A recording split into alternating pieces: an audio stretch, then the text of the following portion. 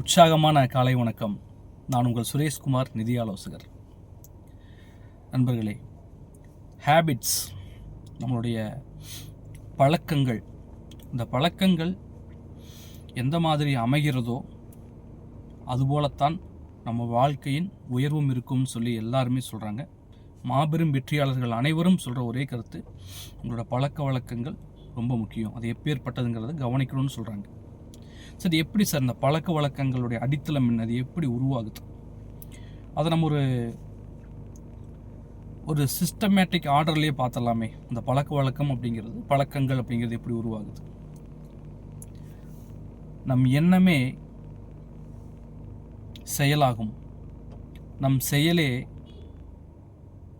பழக்கமாகும், பழக்கமே வழக்கமாகும், நம் வழக்கங்களே எதிர்காலத்தில் வாழ்க்கையாக மாறிப்போகும்.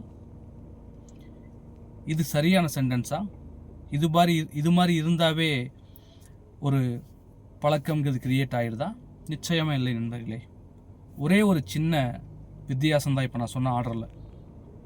உங்களுடைய தொடர்ச்சியான எண்ணங்கள் உங்கள் தொடர்ச்சியான செயல்களாக மாறும். உங்கள் தொடர்ச்சியான செயல்கள் உங்களுடைய தொடர்ச்சியான பழக்கங்களாக மாறும். உங்கள் தொடர்ச்சியான பழக்கங்கள் உங்கள் தொடர்ச்சியான வழக்கங்களாக மாறும். உங்கள் தொடர்ச்சியான வழக்கங்கள் உங்கள் வாழ்க்கையாக மாறிப்போகும். அப்போ இதோட அடித்தளம் எது? நம் எண்ணம். அதனால தான் பெரும்பாலும் நம்மளுடைய எண்ணங்களை கவனிக்கணும்.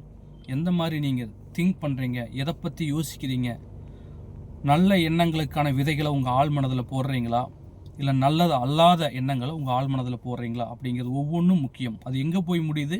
கடைசியாக நம்ம வாழ்க்கையவே மாற்றுற அளவுக்கு முக்கியமான ஒரு இடமா போய் முடியுது. அதனால் உங்களுடைய எண்ணத்தில் கவனம் செலுத்துங்கள். அதுதான் உங்கள் வாழ்க்கையை தீர்மானிக்கும். வாழ்க வளமுடன்.